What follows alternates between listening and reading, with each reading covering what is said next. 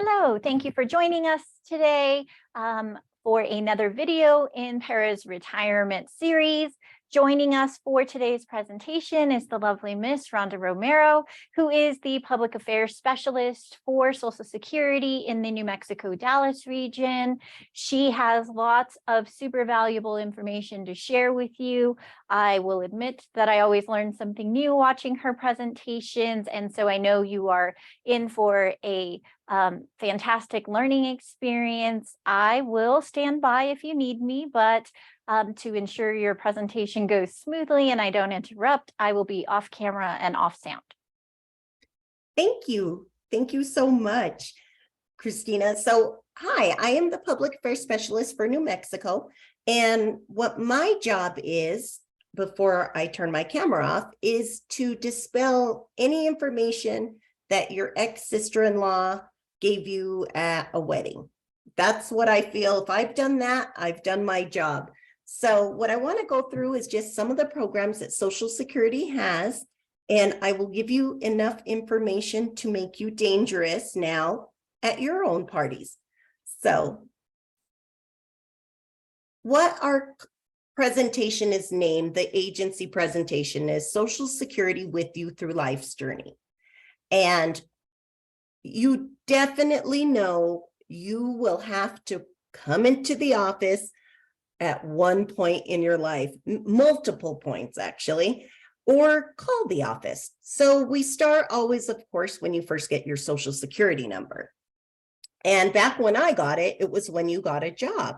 That's when you would come into the office and get assigned your number. Well, now they're assigned at birth. As soon as the birth certificate comes out, the child gets assigned a number with us. And that's how the whole journey starts. Now, with Social Security, we have several types of programs. Now, the first program, of course, that everybody knows about is retirement. And Social Security really is a part of different building blocks.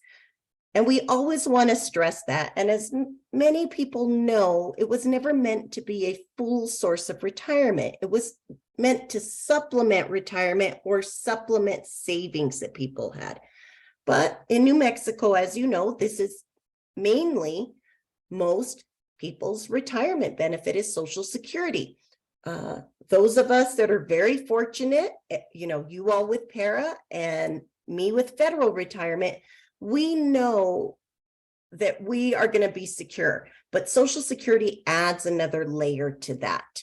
Also, savings and investments and any other income. Other income could mean you're going to continue working into retirement. Maybe after you take your PERA, you'll decide to work somewhere else. That's part of it. So you definitely want it to be a building block. Now, first, I start with explaining exactly how Social Security comes about. What is FICA? Now, we all learned what FICA was when we got our first check, and we were so excited to see this check. And we added it up, our hourly wage times our hours. And when we saw our check, it was not that. It was a lot less than that. And we were not happy. Neither was my son with his first job. And he had to get upset and, ask me what's going on. Well, FICA, that's what's going on. The FICA tax is known as the federal payroll tax that is deducted from our checks. I apologize about that. And what it is, it's 15.3% of your gross wages. Now, you and your employer each pay for half of that. So your portion is 7.65%. That is what is taken out of your check for Social Security, each paycheck, and a small percentage for Medicare. So 6.2% for Social Security, 1.45% for Medicare. Now, we are a self-funding program, meaning this is what funds your benefit, but it also ensures that other individuals will get theirs. Now, of course, each of our computations is different, and you'll learn that later, but we are paying for what people receive right now. Those of us working help the benefit pay individuals that are receiving retirement. So we love statistics. 94% of all workers are covered by Social Security. And as you're going to see, we love acronyms too. How many beneficiaries? 63.1 million. When I started this job, it was slightly over 62 million. So it's gone up that much in 8 years. Now, SSI is a welfare-based benefit that comes out of the general funds of Congress. So that is out of your federal income tax, not your Social Security tax, that program. So like I said, we love statistics. I flash it on there, but I'm not going to get too entwined in that. I want to give you the meat and potatoes. So not only are you eligible for retirement under your own benefit with Social Security, that's 7.65%, your spouse could possibly take a benefit off your record. Now, there are certain criteria. You can't have your spouse getting $800 a month, you're getting $1,000, and sometimes people think, well, I'm entitled to, a portion of theirs. No, the benefit goes this way. Your spouse is eligible for up to 50% of your benefit, but only if that 50% is more than what they would get on their own, their full 100%. So think about easy math. You're going to get $1,000. Your spouse could be eligible for $500 of that. They're only going to be eligible for that if it is higher than what they would receive on their own amount. So if they're going to get $800 off their own Social Security, well, then they're not going to be entitled off your record. So if they are, let's say they're only going to get $100 off of their own Social Security benefit. Well, what we'll do is we'll do a combo of the two, add $400, bring them up to that total of $500, 100 from theirs, 400 from yours, but it doesn't decrease your benefit in any way. And that is the big takeaway with this. It's not going to reduce your benefit, but we do have to look at their benefit. So similar to PERA, you can't take both. You can't be working, go back to work for PERA and still be taking retirement, or at least that's how it is with federal government. We pay you on the highest benefit you're eligible. So no double dipping with Social Security. Now, there is a reduction always based on your retirement age. The earlier you file, your percentage goes down. And we will often refer to full retirement age on the second column here. What's full retirement age? It's the age you're going to get 100% of all your money. So reduced is at age 62. That's called early retirement. So if you take retirement at 62, whether you're going to be eligible off your spouse or on your own, you're going to see a 25% reduction if it's on your own. And also, if as a spouse, the reduction is a bit more. So this chart explains that. Full retirement age, when you get 100% of that benefit. So really remember that. We refer to that a lot. But anyone can file at age 62 and get their early benefit, but it will be reduced. At age 70, you can get up to 132% of what you paid in if you defer taking your benefit until that time. Now, once you file, you're locked into that amount, just so you know. Now, here's the ooh and ah part that you're probably not so happy about. It's benefits for divorced spouses, or maybe you are happy about it because, yes, your ex-spouse could possibly receive a benefit, but they have to meet all these eligibility requirements. They have to been at least married 10 years to you, or as it says, if you're going to be eligible off your ex-spouse, 10 years of marriage, you're currently unmarried, 62 or older, and your ex-spouse has to be 62 or older. Now it's different with the spouse you're currently married to. Think of it like a bank account. They have to open up that Social Security bank account in order for you to file, meaning they've got to file, then you can file. But with the ex-spouse, they just have to be age 62 and you have to be 62. They don't have to file. They could be deferring it till age 70, but as long as they're over 62 and you're 62, you can file on their benefit. Same computation. 50% of their benefit has to be more than what you would get on 100% of your own. Same math. $1,000, you could be eligible. Your spouse's ex-spouse is going to get $1,000. You could be eligible for 500 off their record, but only if that 500 is more than what you would receive on your own. If you're going to receive $800 on your own, you can't make your ex-spouse mad and get any benefits off their record. So even if the judge says you're not eligible for any type of retirement benefit off your ex-spouse, well, you are eligible. If you're eligible for their Social Security benefit, you still get it, even though that divorce decree says you can't claim on a retirement benefit. And the reason for that is because it doesn't reduce the benefit to your ex-spouse in any way. It doesn't hurt them in any way. So deemed filing is kind of what I mentioned earlier with us. We pay you on the highest benefit. So if you file for your benefit, you're filing for everything available to you. So as far as spouse's benefits, you have to apply for both. You can't file for one and say, well, I'm going to let mine grow and switch over. Well, you can't do that. We pay you on the highest benefit. When you walk in that door, we look at everything you could be eligible for, and we pay you on the highest benefit. So you're deemed to file for one or the other. That's what it means by deemed filing. Voluntary suspension. If you file for benefits, let's say you have minor children on there, and you decide to suspend your benefit to get delayed retirement credits,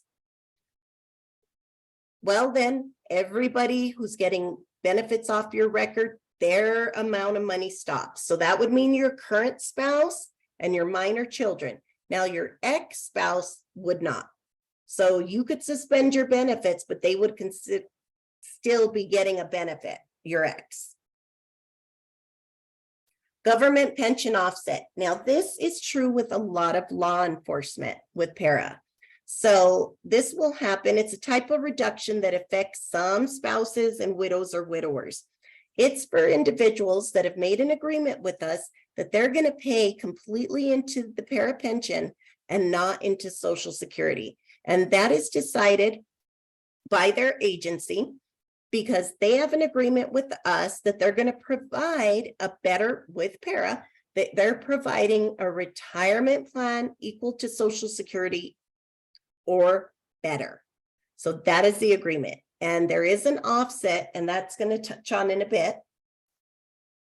Advanced designation of a representative payee. Now, when you file for benefits, you can choose up to 3 individuals who could serve as a representative payee for you should the need arise. That's someone that assists with helping you manage your benefit. They're the ones that would talk to us. They receive all the correspondence. They can make changes. It's similar to a power of attorney, but we don't recognize power of attorney. So this application has to be filed, but at least you can choose now who you want instead of us choosing the best candidate for you. So more statistics. We pay out $88.7 billion in Social Security retirement each month. So we're busy bees here.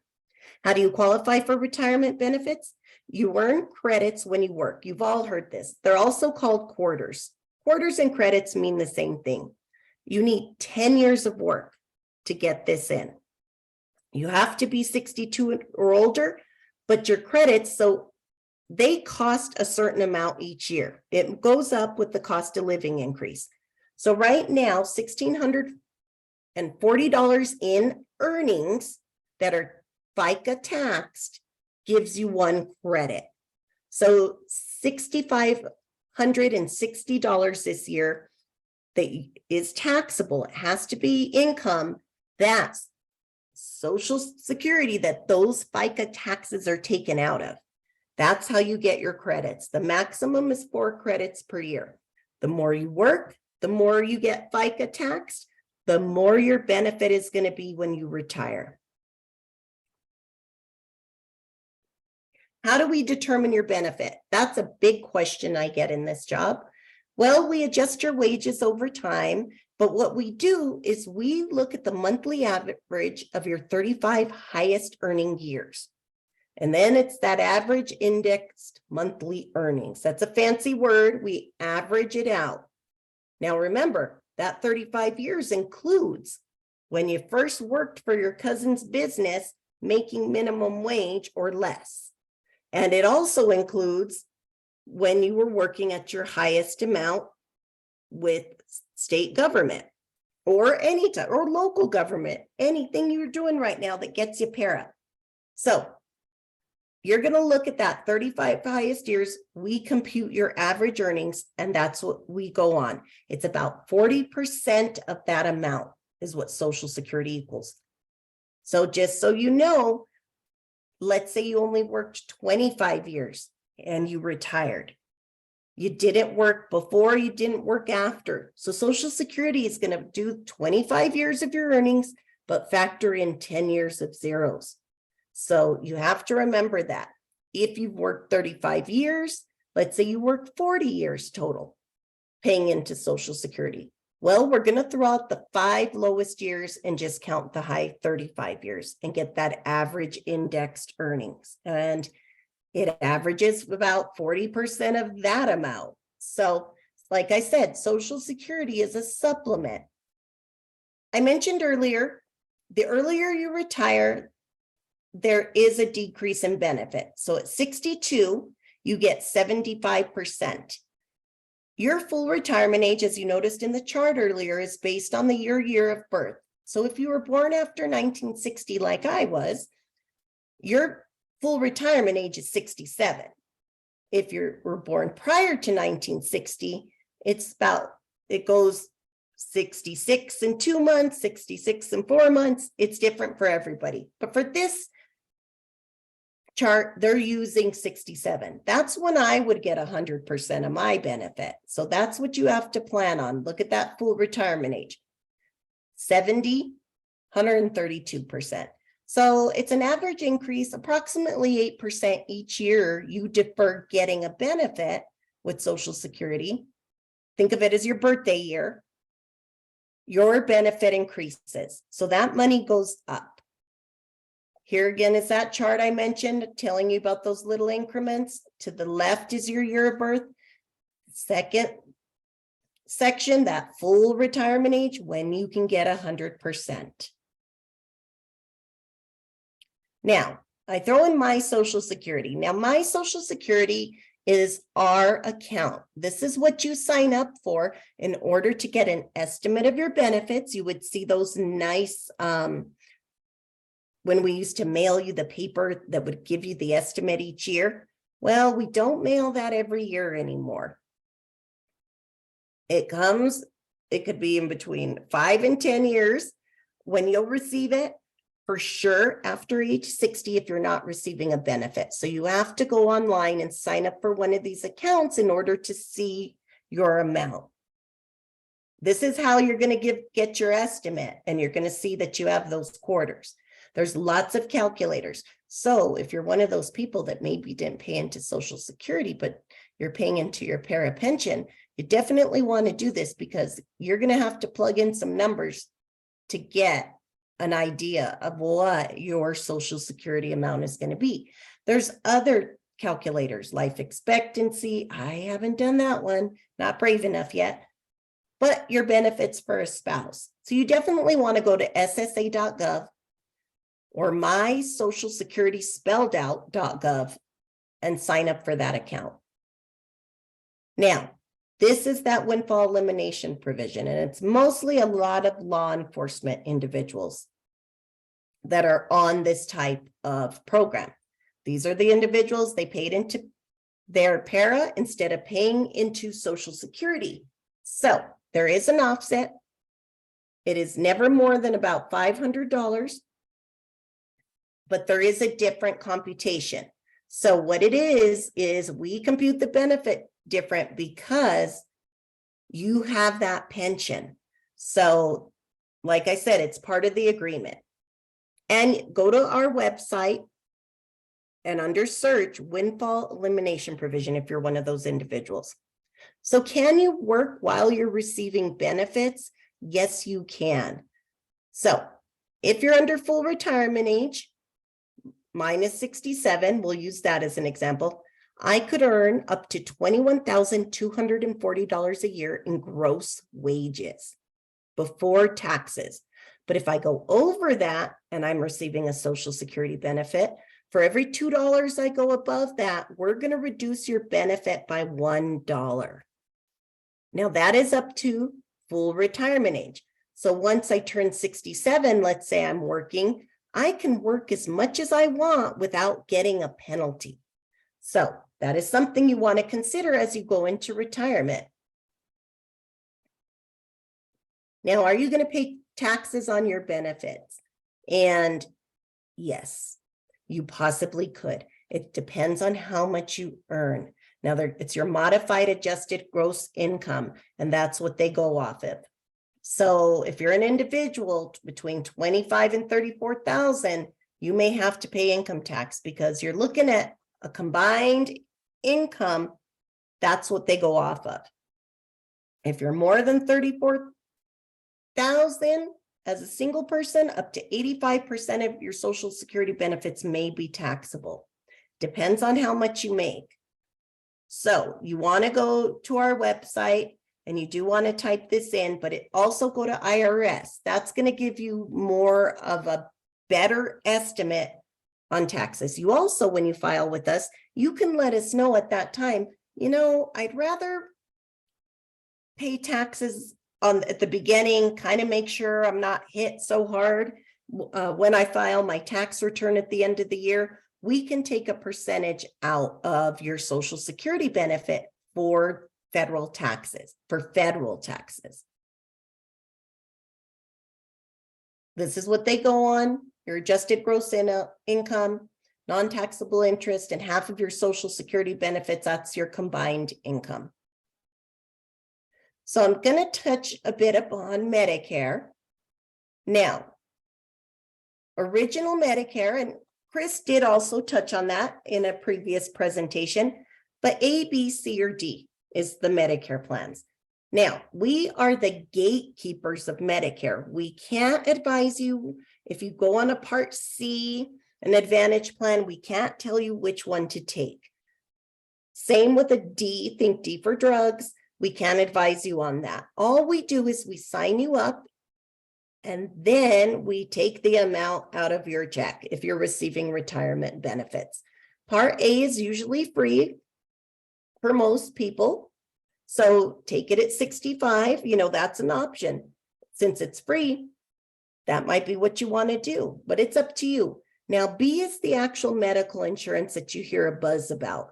Now, everyone's eligible at 65 if, of course, they've paid into Medicare off those FICA taxes. There is a charge, so there is a monthly premium. Right now, it's $164.10. It went down $10 from last year. Usually it increases with the cost of living, but this year it was decreased.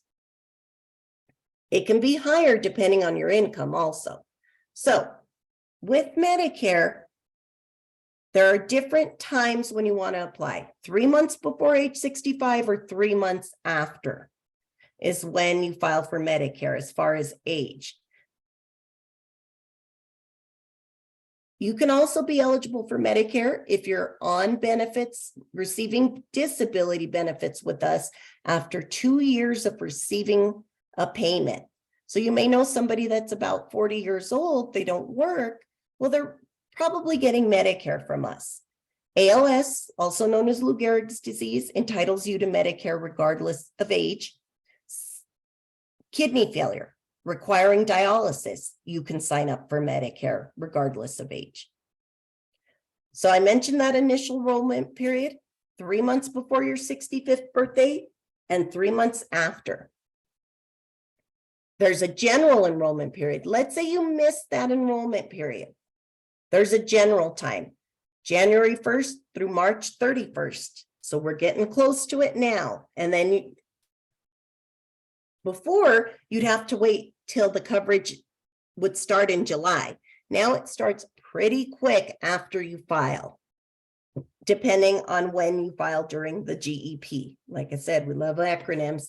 Special enrollment period. This is for people that are 65 and older and are covered under a group health plan. Now, what we mean by group health plan, very different than retiree. So a group health plan is based on your current work or your spouse's current work, actively physically going to work, and you receive coverage under the plan. That's when you could be eligible for a special enrollment period. So let's say at 65, you were still working, you were receiving insurance from your employer. You didn't need to file for Medicare because you had great coverage through your employer. Then you work, and let's say you decide to retire at 66, a year after you were eligible to file for Medicare. Well, the penalty for not filing at 65 is usually 10% each year you do for filing. But since you were getting that group coverage consistently with no break in coverage, you retire, you have 8 months to get in the door and file for Medicare without that 10% penalty. And you don't have to wait for that general enrollment period. So that's that special enrollment period. Same thing if you were covered under your spouse's work and your spouse was working. Once they stop working, you want to get in the door and file within 8 months so you don't receive a penalty. But it's up to you. No one is required to file for Medicare, at least through Social Security. It's up to you if you want to file for it. Again, these enrollment periods. And when the coverage starts. Depending on when you file, your coverage could start as early as the month after.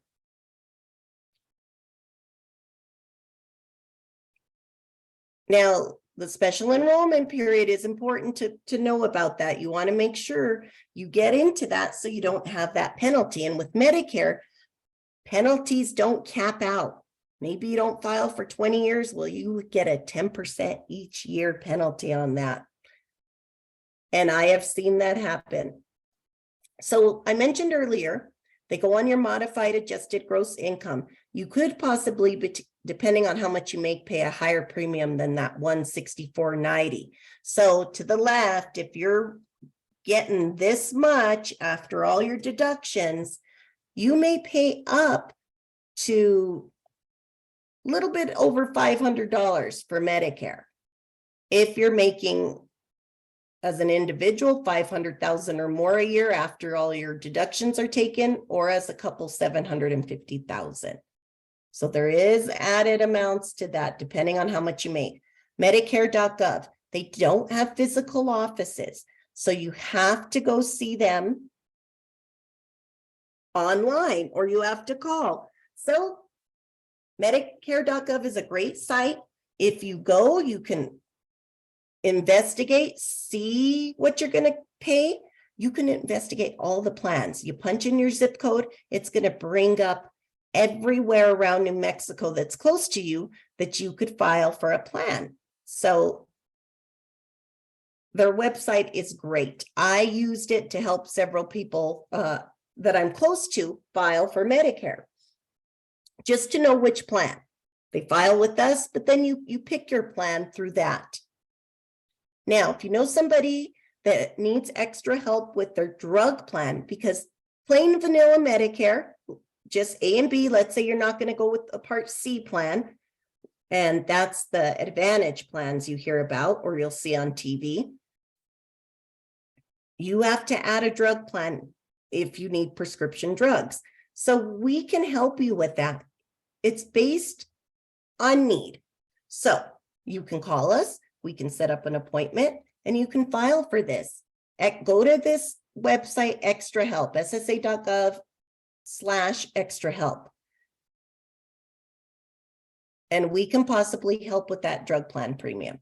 So I'm going to touch very quickly on solvency. But first, I apologize, and I think it might come after this because I did change my slides around. But not only are your spouses or ex-spouses eligible for a benefit off of Social Security, your surviving spouse is eligible, and your surviving children if they're under age 18. So that 7.65% goes a long way. Surviving spouses can file as early as age 60 off their deceased spouse's record. And at age 60, they get 71.5%, a lot higher benefit. If they defer, it's about 8% each year they defer getting a benefit if they file off your record. And a widower has, excuse me, has the option to hop over to theirs when it increases. So ignore that rule I told you earlier for spouses that are married. As if you are a widower, you can file on your spouse's benefit and then let yours grow and hop over as late as age 70. So solvency, birth rates, what's going on with the trust fund?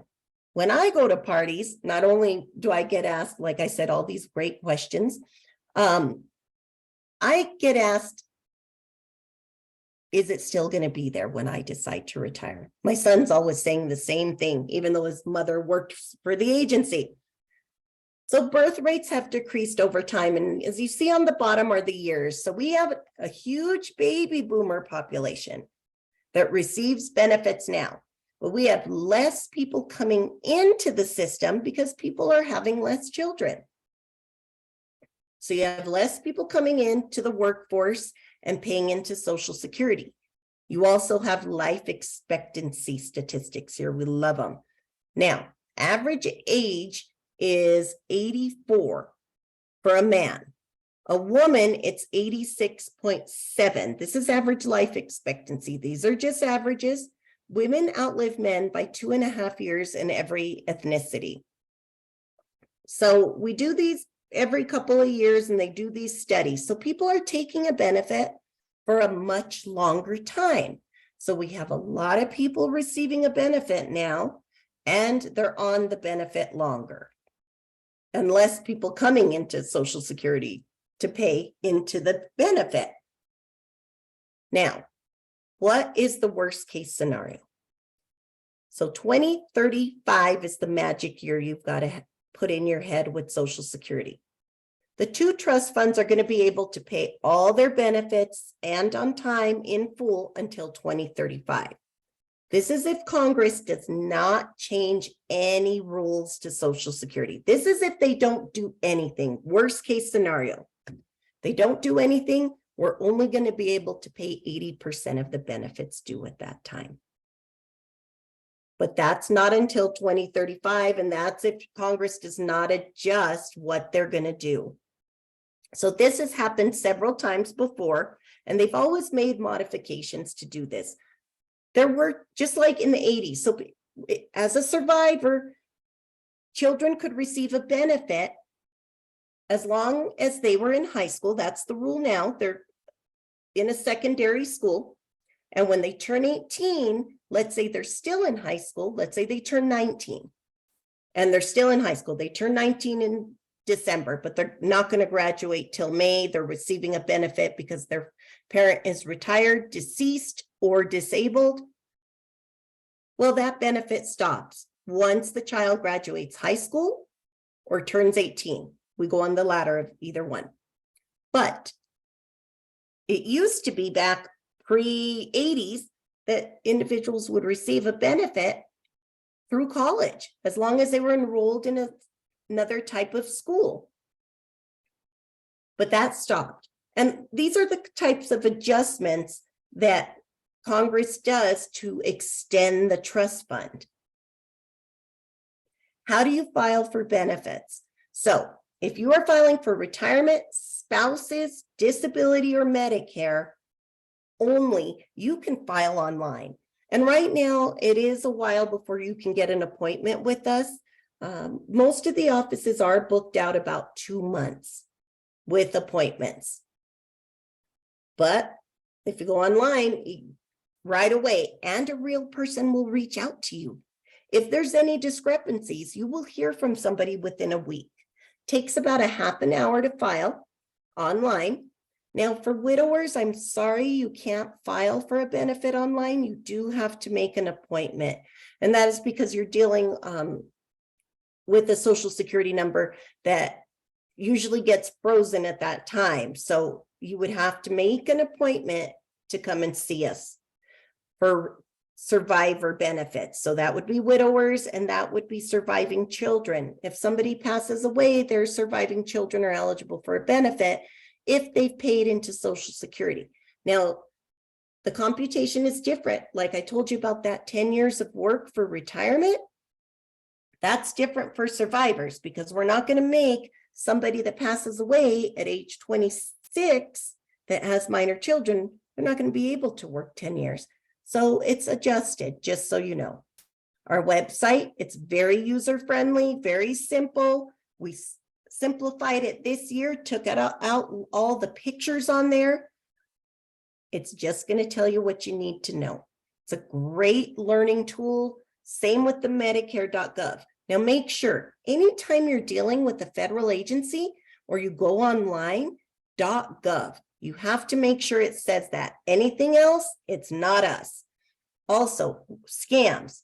We are not going to just call you randomly to tell you your number's been compromised. We don't have that kind of time. So just know, we're not going to just reach out to you out of the blue.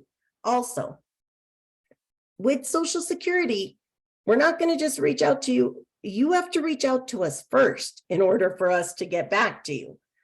We don't randomly call people and advise them things. So just always be open and know that there's a lot of scams out there, and a lot of people do get hit with sending money to us. We also do not charge for a Social Security card. You can file for a Social Security card online at mysocialsecurity.gov, myssa.gov. We do not charge you for this. So if you go on a website and they want to charge you, that's not us. This is what our website looks like. This is what the new statement looks like that I mentioned earlier, that pretty statement that I used to get excited and rip open every year because I wanted to see how much I was going to get at retirement and start planning, or know how much my survivors would get. This is what it looks like now. They're also going to have a lot of different fact sheets online that are directly related to your age group. So, like I said, Social Security with you through life's journey. You're going to talk to us when you get a card, or you did talk to us, excuse me. And then again, with retirement, but we're also there if something happens to a loved one. Your spouse, we have survivor benefits. Reach out to us, please. Be patient. Our phone lines get a little busy, but best times to call are not first thing in the morning when we open. The lines are a little bit busy. Same with visiting an office, because a lot of other people have that same idea to show up at the office first thing in the morning, and it can get a little crazy. But if you do, we are always here to help you with anything. We will answer questions. A lot of your questions could get answered online, just so you know. But like I mentioned, usually end of the day is a great time to call us. The phone lines aren't as busy. Midweek is a good time to visit or call us. And middle to end of the month. So I'm giving you some nice tips here. You're getting some insider Social Security information. So I thank you for your time. And I'd like to thank PERA for inviting me to present.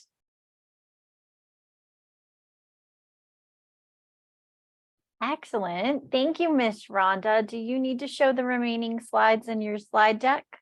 Did it go ahead and pull up? Oh, yes, this disclaimer, I do. Thank you so much. And this is the reason I get to do recorded events, is just so you know, the event information is current at the time of the presentation.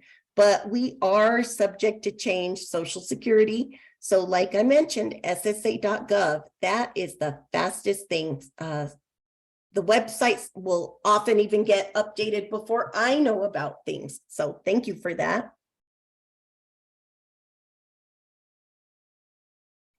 There you go. Thank you so much.